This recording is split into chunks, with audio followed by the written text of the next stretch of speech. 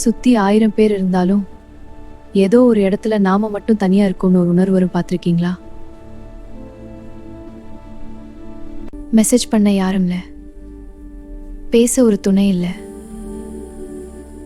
மனசுல இருக்கிறத கொட்ட ஒரு தோள் இல்லை. இந்த தனிமை சில நேரங்கள்ல நம்ம கொன்னுடும் தோணும். ஆனா உண்மையிலேயே தனிமை கெட்டதா? இல்ல தனிமை ஒரு வரம்னு சொன்னா நம்புவீங்களா?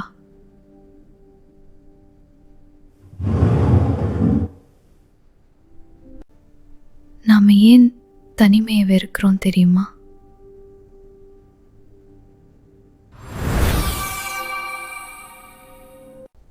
ஏன்னா தனிமையில இருக்கும்போதுதான் நம்ம மனசு நமக்கே தெரியாத பல உண்மைகளை பேச ஆரம்பிக்கும்.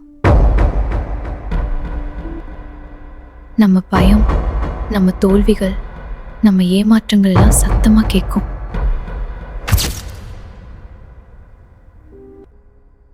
இந்த சத்தத்தை தவிர்க்கத்தான் நம்ம கூட்டத்தை தேடி ஓடுறோம்.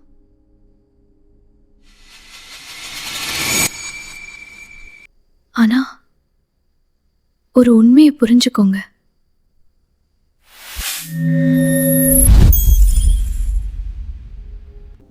உலகத்துல இருக்கிற பெரிய வெற்றியாளர்கள் எல்லாரும் ஒரு கட்டத்துல தனிமையை கொண்டாடினவங்க தான். தனிமையை சக்தியாக மாற்றுங்கள்.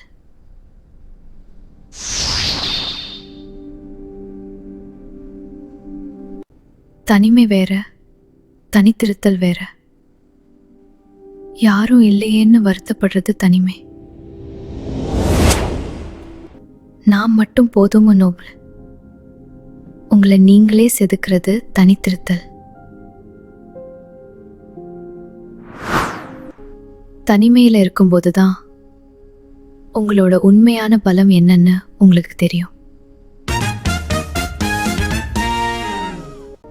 மற்றவங்களுக்காக நேரத்தை செலவு செஞ்ச நீங்க இப்போ உங்களுக்காக நேரத்தை செலவு செய்யுங்க.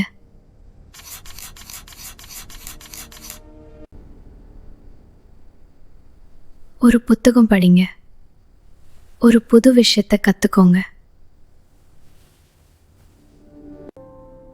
உங்க மனசு என்ன சொல்லுதுன்னு அமைதியா கவனிங்க.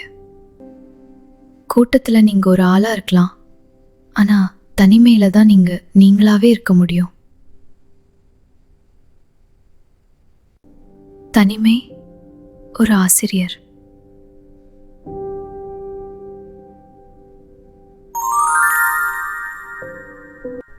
தனிமை உங்களுக்கு ஒரு முக்கியமான பாடத்தை சொல்லித்தரும். அது என்னன்னா, உங்களை நீங்களே நேசிக்க கத்துக்கோங்க. மற்றவங்க தர்ற அங்கீகாரத்துக்காக காத்துக்கிட்டு இருக்காதீங்க.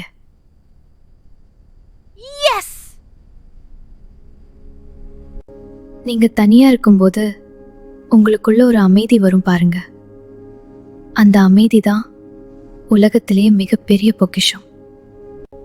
உங்களை நீங்களே காதலிக்க ஆரம்பிச்சிட்டீங்கன்னா அப்புறம் உங்களுக்கு தனிமையே வலிக்காது. சோர்ந்து போகாதீங்க. இப்போ நீங்க அனுபவிக்கிற இந்த தனிமை உங்களை ஒரு பெரிய உயரத்துக்கு கொண்டு போக போற ஒரு தயாரிப்பு காலம். தனிமையை கண்டு பயப்படாதீங்க, அதை அரவணைச்சுக்கோங்க.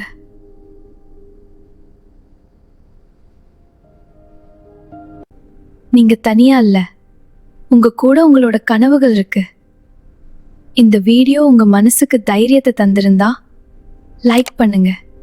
உங்க வாழ்க்கையில நீங்க எப்போ தனிமையை அதிகமா உணர்ந்தீங்கன்னு கமெண்ட்ல சொல்லுங்க. நம்ம சேனலை சப்ஸ்கிரைப் பண்ண மறக்காதீங்க.